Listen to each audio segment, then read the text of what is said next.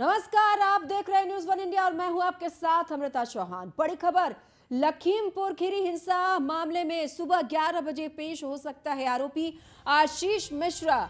आशीष मिश्रा की पेशी से पहले सुरक्षा व्यवस्था बढ़ा दी गई है। लखीमपुर खीरी कांड के अन्य आरोपियों की तलाश अब भी जारी है। लखनऊ में पुलिस की टीम दबिश लगातार दे रही है।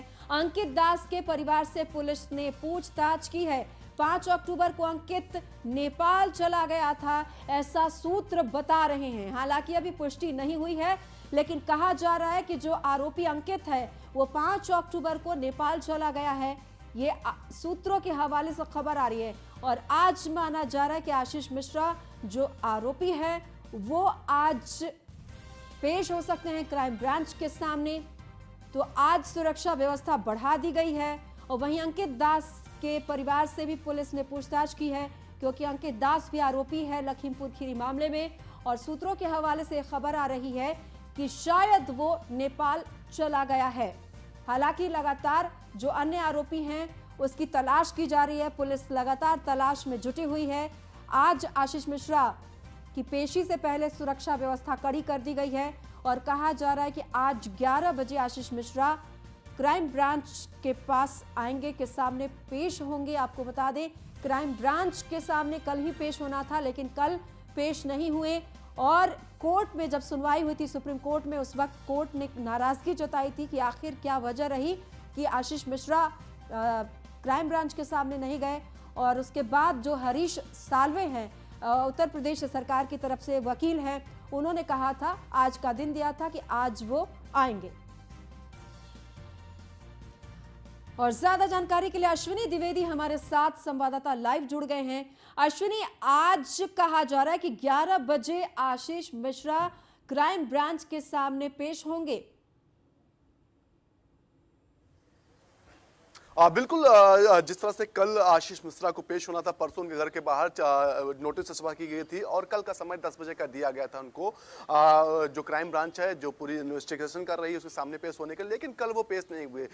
कल जब उनके पिता जो हैं केंद्र में मंत्री हैं अजय मिश्रा, वो लखनऊ पहुंचे थे पहली बार, उनसे सब सवाल पूछा गया तो उनका कहना था कि मेरा बेटा घर पे ही है और कुछ उसका स्वास्थ्य सही नहीं है। कल वो जो उसके पास साक्ष्य हैं अपनी बेगुनाही के, उनको लेकर के SIT के सामने पेश होगा। निश्चित तौर पर आज का 11 बजे का समय मुकम्मल किया गया है, जब आशीष मिश्रा को जो SIT के सामने पेश होना है, क्राइम ब्रांच के सामने पेश होना है और वहां पर सवालों के जवाब देने। निश्चित तौर पर अब देखना होगा कि वो पेश होते हैं या नहीं होते। हालांकि ऐसी पूरी संभावना जताई जा रही है कि आशीष मिश्रा हैं जो कोर्ट में भी सरेंडर कर सकते हैं। ऐसे में कोर्ट के आसपास की सुरक्षा बढ़ा दी गई है, जहां पर जो क्राइम ब्रांच की टीम आपने बिल्कुल सही कहा। अमूमन ऐसा होता है कि कई बार पुलिस के पास न जाकर ये जो हाई प्रोफाइल होते हैं वो सीधा पहले अग्रिम जमानत लगाते हैं, उसके बाद वो सीधा कोर्ट के सामने पेश होते हैं। तो क्या कहीं ऐसा तो ना हो कि वो अग्रिम जमानत लगाएं और कोर्ट में सीधा पेश हो जाएं? बिल्कुल, अग्रिम जमानत के लिए अभी तक याचिका दायर नहीं की गई, लेकिन इस संभावना से इनकार नहीं किया जा सकता कि वो हर मुमकिन कोशिश करेंगे आशीष मिश्रा जिससे वो बच सके। हालांकि अभी तक जिस तरह से कल मुख्यमंत्री का रवैया था कि कोई भी दोषी होगा उसको माफ नहीं किया जाएगा, बख्शा नहीं जाएगा, कहीं ना कहीं अगर आशीष मिश्रा इसमें इन्वॉल्व होते हैं तो निश्चित तौर पर उत्तर प्रदेश सरकार भी पीछे हटाएगी। साथ ही साथ जिस तरह से सुप्रीम कोर्ट का रवैया कल रहा है, सख्त रवैया रहा, उसके बाद निश्चित तौर पर उत्तर प्रदेश सरकार को कहीं ना कहीं अपना रुख कड़ा करना पड़ा। कल देर शाम फिर एक बार उनके आशीष मिश्रा के घर के आवास पर नोटिस सस्पा किया गया और आज तक का समय दिया गया। निश्चित तौर पर इस दौरान जो छापेमारी लगातार चल रही है, इसके अलावा जो उनके 2 सहयोगी थे आशीष मिश्रा के, लवकुश और आशीष, उनको 14 दिन की न्यायिक अभिरक्षा में भेज दिया गया है और वहां पर उनसे पूछताछ होगी। इसके अलावा तमाम जो अन्य लोग हैं उनको हिरासत में लेकर के पूछताछ की जा रही। परसों 5 लोगों को हिरासत में लिया गया था, कल भी कुछ लोगों को हिरासत में लिया गया। साथ ही साथ तमाम अन्य जो अन्य लोग हैं, नामजद तो आशीष मिश्रा हैं, इसके अलावा जो अन्य लोग हैं उनकी पहचान की जा रही है, आखिर कौन कौन लोग हैं, और उनकी गिरफ्तारी से लेकर उनकी हिरासत में लेने की कोशिश पुलिस कर रही है। जी अश्विनी, कल सुप्रीम कोर्ट में सुनवाई के दौरान कोर्ट की तरफ से नाराजगी जताई गई थी। कहा गया था कि जब सरकार पूरे मामले को देख रही है उसके बावजूद भी आशीष पेश क्यों नहीं हुआ, इस पर सवाल उठाए गए। तो हालांकि सरकार की तरफ से हरीश साल्वे केस अपना पक्ष रख रहे हैं। उन्होंने कहा है कि आज का दिन दिया था और कहा था कि आज वो पेश होंगे। तो क्या माना जाए? बिल्कुल सुप्रीम कोर्ट ने परसों ही इस पर सख्ती दिखाई दी। कल का समय दिया गया था। कल सरकार से कहा गया था जवाब दें कि आखिर कौन कौन सी अभी तक किनका नामजद एफआईआर हुई है और कौन कौन इसमें आरोपित हैं। इसके अलावा क्या कार्रवाई सरकार की तरफ से की जा रही है, तमाम चीजें। साथ ही साथ लवप्रीत जो इसमें जिनकी मृत्यु हुई थी, किसान थे, उनकी माता जी का इलाज के लिए कोर्ट ने सख्त निर्देश दिए गए कि उनकी बेहतर चिकित्सीय इलाज दिलाया जाए। निश्चित तौर पर उसके बाद जब कल कोर्ट ने सुनवाई की तो साफ तौर पर यह पूछा गया कि आखिर अब तक गिरफ्तारी कौन कौन सी हुई और अगर हुई नहीं तो क्यों नहीं हुई। इसके अलावा अन्य सख्ती कोर्ट ने दिखाई है कि जो जब तक कोई बड़ी एजेंसी इसकी जांच नहीं करती तब तक जिम्मेदारी जो अभी तत्काल इनकी जांच कर रही है प्रभाव से, उनकी वो जो सबूत हैं उनको कहीं नष्ट ना हो जाए, ऐसी कोर्ट ने कहा है कि उसकी जिम्मेदारी जो जांच एजेंसी है उसकी है। जी, आप अपनी नजरें बनाए रखिए, हमें जानकारी देते रहिए। बहुत बहुत धन्यवाद आपका इस तमाम जानकारी के लिए। तो इस वक्त बड़ी खबर लखीमपुर खीरी कांड पर अजय मिश्रा टेनी ने बयान दिया है। उन्होंने कहा कि किसान नहीं, उपद्रवी तत्वों ने अंजाम दी थी इस घटना को और मेरे बेटे की हत्या हो सकती थी। तो ये हवाला दिया है अजय मिश्रा ने। उन्होंने कहा है कि ये उपद्रवी तत्व थे, किसानों ने ऐसा नहीं किया है और साथ ही उन्होंने कहा है कि हो सकता था कि मेरी बेटे की हत्या हो सकती थी। तो उन्होंने ऐसी आशंका जताई है। लखीमपुर खीरी मामले में इस वक्त की बड़ी खबर आ रही है। अजय मिश्रा टेनी जो केंद्रीय राज्य मंत्री हैं, उन्होंने बयान दिया है। उनका कहना है कि नोटिस चस्पा हुआ है, कहीं भी नहीं। देखिए, हमारा कार्यक्रम स्थल पर बेटा था और हमारा बहुत पुश्तैनी कार्यक्रम है, 40 साल से होता है। सीडीआर की लोकेशन भी है, सीडीआर लोकेशन क्लियर हो जाती है पूरी तरह से। हम सारे साक्ष्य हमारे पास हैं, हमने सारे साक्ष्यों को संकलित कर लिया है और जैसे ही वो कहेंगे वो जाकर के कहेंगे। और हमारे बेटे की जहाँ तक बात है, वो कहीं नहीं गए, सैपुरा कोठी के अपने आवास पर वो उपस्थित हैं, अभी भी उपस्थित हैं। अगर आप सबको विश्वास ना हो तो लखीमपुर चलो। पुलिस जहां आशीष मिश्रा के घर 2 नोटिस लगा चुकी है, वहीं सुप्रीम कोर्ट ने इस केस में सुनवाई के दौरान यूपी सरकार को जमकर फटकार लगाई। सुप्रीम कोर्ट ने यूपी सरकार को कहा कि जांच बहुत धीरे तरीके से चल रही है। देखिए ये रिपोर्ट। लखीमपुर हिंसा को हुए 5 दिन बीत गए हैं, लेकिन अभी तक ना तो मुख्य आरोपी पकड़ा गया है और न ही जांच कहीं जाती दिख रही है। और इस मामले में आज सुप्रीम कोर्ट ने यूपी सरकार को कड़ी फटकार भी लगाई। सुप्रीम कोर्ट ने राज्य सरकार को फटकार लगाते हुए सवाल किया है कि क्या हत्या के आरोपियों को पुलिस नोटिस भेजकर पूछताछ के लिए बुलाती है। सीजीआई ने पूछा है कि अब तक हत्यारोपी को हिरासत में किस आधार पर नहीं लिया गया। कोर्ट के सवालों का जवाब देते हुए राज्य सरकार की तरफ से केस को लड़ रहे वकील हरीश साल्वे ने कहा है कि किसानों की पोस्टमार्टम रिपोर्ट में गोली के घाव नहीं दिखे हैं, इसलिए उन्हें नोटिस भेजा गया था। उन्होंने बताया कि घटनास्थल से 2 कारतूस बरामद हुए हैं, ऐसे लगता है कि आरोपी का निशाना कुछ और था। कोर्ट ने पूछा कि क्या आरोपियों के साथ ऐसा व्यवहार होगा। आशीष मिश्रा को नोटिस भेजे जाने के मामले में कोर्ट ने पूछा कि जिस व्यक्ति पर मौत या गोली से घायल करने का आरोप है, उसके साथ इस देश में इस तरह का व्यवहार किया जाएगा। इस पर वकील हरीश साल्वे ने कहा कि अगर व्यक्ति नोटिस के बाद नहीं आता है तो कानूनी सख्ती का सहारा लिया जाता है। सुनवाई के दौरान सुप्रीम कोर्ट राज्य सरकार की ओर से की गई कार्रवाई से संतुष्ट नहीं दिखी। कोर्ट ने कहा कि 8 लोगों की बेरहमी से हत्या कर दी गई। इस मामले में सभी आरोपियों के लिए कानून एक समान है। कोर्ट ने राज्य सरकार को इस मामले पर गंभीरता से कदम उठाने के लिए कहा है। साथ ही सुप्रीम कोर्ट ने यूपी सरकार को आदेश दिया है कि इस मामले की जांच एक वैकल्पिक एजेंसी से कराई जाए और उसकी जिम्मेदारी कोर्ट को दी जाए। कोर्ट ने यह भी कहा कि जब तक कोई वैकल्पिक एजेंसी इस मामले की तफ्तीश शुरू नहीं कर देती, तब तक राज्य के डीजीपी की जिम्मेदारी होगी कि घटना से जुड़े सभी सबूतों को सुरक्षित रखा जाए। Bureau report, news 1 India. इस वक्त बड़ी खबर आ रही है लखनऊ से। आज जनता दरबार लगाएंगे मुख्यमंत्री योगी आदित्यनाथ। जनता दरबार में लोगों की फरियादें भी सुनेंगे सीएम योगी आदित्यनाथ। कोरोना को लेकर टीम 9 के साथ बैठक भी करेंगे मुख्यमंत्री। ब्रज क्षेत्र के विधायकों के साथ आज बैठक है मुख्यमंत्री योगी आदित्यनाथ की। सुबह 11 बजे से ब्रज क्षेत्र के विधायकों के साथ बैठक करेंगे। कानपुर के विधायकों के साथ भी बैठक करेंगे मुख्यमंत्री।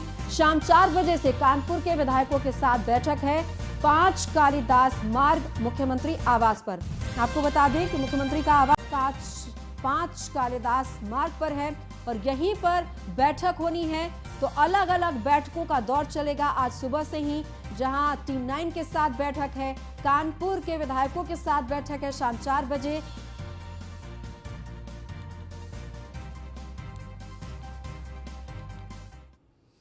तो चलिए बढ़ते हैं आगे। जिस अवध क्षेत्र में कमल खिलाने के लिए बीजेपी के महारथियों ने बैठक की है, उसका सियासी समीकरण क्या कहता है, इस पर भी एक नजर डालते हैं। अवध क्षेत्र में कुल 82 विधानसभा सीटें हैं और इसके अलावा 2017 में बीजेपी ने 67 सीटों पर इसी क्षेत्र में जीत हासिल की थी और अवध क्षेत्र में बीजेपी के 377 मंडल बनाए गए हैं। तो अवध क्षेत्र का ये समीकरण हम आपको बता रहे हैं ग्राफिक्स के जरिए। अवध क्षेत्र में बीजेपी के करीब 30,000 बूथ हैं। वहीं अवध क्षेत्र में बीजेपी के 5,000 शक्ति केंद्र भी हैं, यानी कि यहाँ पर जो केंद्र हैं, शक्ति केंद्र, कार्यकर्ता हैं, वो काम करते हैं बीजेपी के लिए। अवध क्षेत्र में बीजेपी के 15 संगठनात्मक जिले भी हैं और 16 सीटें लोकसभा की इस क्षेत्र से आती है, यानी कि जो अवध क्षेत्र है यहाँ पर लोकसभा की 16 सीटें आती हैं इसी क्षेत्र से। 13 सीटों पर बीजेपी ने 2019 में जीत हासिल की थी। अवध क्षेत्र में कुल 82 विधानसभा की सीटें हैं। तो अवध क्षेत्र में अकेले 82 विधानसभा सीट है।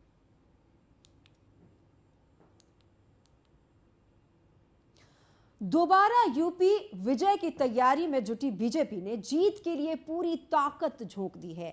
एक ओर विरोधियों पर वार के लिए तरकश में घातक तीर जुटाए जा रहे हैं, तो दूसरी ओर धरातल पर पार्टी को और मजबूत करने की कोशिश की जा रही है।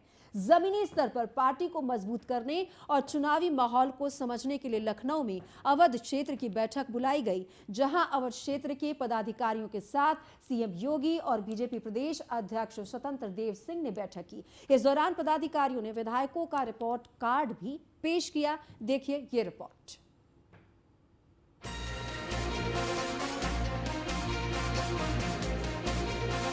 यूपी में एक दफा फिर से विजय पताका फहराने के लिए बीजेपी के महारथियों ने कमर कस ली है। चुनाव में वक्त ज्यादा नहीं है, ऐसे में साम दाम दंड भेद जितने भी अस्त्र शस्त्र हैं, सब हथियार खाने में जुटाए जा रहे हैं। इस बीच बीजेपी प्रदेश अध्यक्ष स्वतंत्र देव सिंह और सीएम योगी ने सूबे के अलग अलग क्षेत्र के पदाधिकारियों के साथ बैठक करने का फैसला किया है, जिसके बाद आज अवध क्षेत्र के पदाधिकारियों की बैठक लखनऊ में बुलाई गई, जहां योगी आदित्यनाथ ने बीजेपी के इन सूरमाओं से सियासी माहौल को समझा। इस बैठक में सीएम योगी और स्वतंत्र देव सिंह ने अवध क्षेत्र की हर विधानसभा सीटों पर तैयारियों की समीक्षा की। इस क्षेत्र के विधानसभा सीटों पर माहौल क्या है, इसकी जानकारी ली। विधायकों के कामकाज का फीडबैक संगठन के लोगों से लिया। जहां कील काटे हैं उन्हें समय रहते दुरुस्त करने को कहा। सरकार की योजनाओं को जनता तक पहुंचाने के निर्देश दिए। मोदी योगी सरकार की उपलब्धियों को जन जन तक पहुंचाने को कहा। बीजेपी का दावा है कि अब की बार भी प्रचंड बहुमत के साथ सत्ता में आएंगे। इसके लिए रोड मैप के अनुसार धरातल पर काम भी शुरू कर दिया गया है। आगामी संगठन पर चर्चा, संगठनात्मक जो कार्यक्रम चल रहे हैं उसी पर चर्चा। सर, विधायकों को बुलाया गया था, क्या दिशा निर्देश उनको दिए गए हैं? करण आगामी संगठन के जो अभियान 100 दिन के चल रहे हैं उसी पर चर्चा हुई। फीडबैक भी सर लिया गया है उनके कामों का कुछ? संगठन पूरा चर्चा तो होती है ना, आप सब जानते हो। बीजेपी के रणनीतिकारों को पता है कि जमीनी स्तर पर पार्टी को और मजबूत करना जरूरी है, क्योंकि बदले हालात में जैसे समीकरण बन रहे हैं वो बीजेपी के लिए चुनौती पेश कर सकते हैं।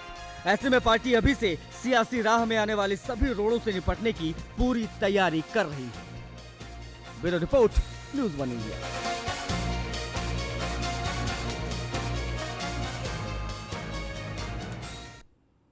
सियासत में ना कोई दोस्त होता है और ना ही स्थायी दुश्मन। कौन कब किस करवट बैठ जाए इसके बारे में किसी को पता नहीं है, और यूपी के ताजा सियासी हालात में भी कुछ ऐसा ही नजर आ रहा है। विजय रथ पर सवार होकर अखिलेश यादव पूरी फतह करने की रणनीति कर रहे हैं, लेकिन उनकी इस राह में अपने ही रोड़ा अटका रहे हैं। गठबंधन नहीं होने से नाराज चाचा शिवपाल ने महाभारत का ऐलान कर दिया है, तो खास दोस्त रहे जयंत चौधरी भी गठबंधन पर गोलमोल जवाब दे रहे हैं। ऐसे में अखिलेश कैसे यूपी की सड़कों पर सरपट साइकिल दौड़ाएंगे, ये एक बड़ा सवाल है। देखिए ये रिपोर्ट। यूपी के चुनावी मैदान में ताल ठोकने के लिए अखिलेश तैयार है। सपना 400 सीटों पर जीत हासिल करने का है। ऐसे में खास रणनीति के साथ आगे भी बढ़ रहे हैं, लेकिन उनके सियासी राह में अपनों ने ऐसे कील कांटा लगा रखा है, इन्हें दुरुस्त करना उनके लिए बड़ी चुनौती है। अखिलेश के रास्ते में रोड़ा बनकर सबसे पहले चाचा शिवपाल खड़े हैं, जिन्होंने गठबंधन नहीं करने पर महाभारत का ऐलान कर दिया। वहीं किसानों की नाराजगी के बाद बदले समीकरण में अखिलेश के खास दोस्त और आरएलडी मुखिया जयंत चौधरी भी पत्ते नहीं खोल रहे। उनसे जब भी गठबंधन को लेकर सवाल किया जाता है तो टाल जाते हैं, और अब तो उन्होंने चुनाव की घोषणा पत्र बनाने का ऐलान कर दिया है। ऐसे में सवाल है कि क्या जयंत चौधरी सपा से अलग सियासी राह तलाश रहे हैं? घोषणा करना चाहता हूं, यहीं खैर की भूमि से 31 अक्टूबर तक ये कार्यक्रम चलेगा। 31 अक्टूबर सरदार पटेल जयंती, जो महान किसान नेता रहे, उनकी जयंती पे लखनऊ से हम आपका घोषणा पत्र उसकी घोषणा कर देंगे। कई बातें उसमें होंगी, अभी तैयार कर रहे हैं, आपकी राय ली जा रही है। मैं तो इंतजार करते करते थक गया, तब मैंने तो निकल पड़े।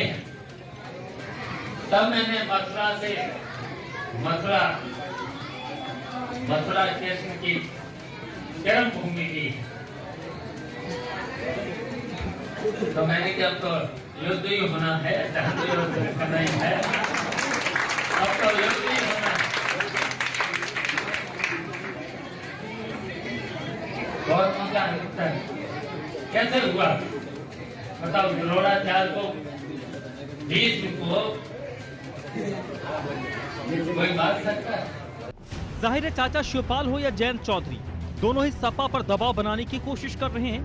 दबाव इसलिए क्योंकि जयंत चौधरी पश्चिम में ज्यादा से ज्यादा सीटें चाहते हैं और अखिलेश यादव ज्यादा सीटें देने के मूड में नहीं है। ऐसे में गठबंधन पर गोलमोल जवाब जयंत दे रहे हैं। इधर पश्चिमी यूपी में जयंत का जनाधार लगातार बढ़ रहा है। जयंत को पश्चिम में किसानों का समर्थन मिल रहा है। कृषि कानून से नाराज किसान आरएलडी को सपोर्ट कर रहे हैं और जयंत जन आशीर्वाद रैली के जरिए माहौल बनाने में जुटे हैं। छोटे चौधरी की कोशिश है कि जाट और मुस्लिम वोटर्स को एकजुट किया जाए, क्योंकि जाट और मुस्लिम एकजुट हुए तो आरएलडी मजबूत होगी। एक तरफ जयंत चौधरी की ओर से दबाव आ रहा है तो चाचा शिवपाल की अलग पार्टी बनाने से भी अखिलेश को नुकसान हुआ है। ऐसा इसलिए क्योंकि चाचा भतीजे की लड़ाई से पार्टी में फूट पड़ चुकी है। शिवपाल के प्रसपा बनाने से कई सपा के सिपाही प्रसपा में चले गए। पार्टी में दो फाड़ होने से कार्यकर्ता कंफ्यूज हो गए। कई नेताओं ने दूसरे दलों में जाना मुनासिब समझा और कुनबे की लड़ाई से सपा को बार बार हार का मुंह देखना पड़ा। और अब एक बार फिर चुनाव सिर पर है। ऐसे में चाचा फिर आंखें तरेर रहे हैं, लेकिन अखिलेश के तेवरों ने साफ कर दिया है कि अब की बार वो किसी के दबाव में नहीं आएंगे।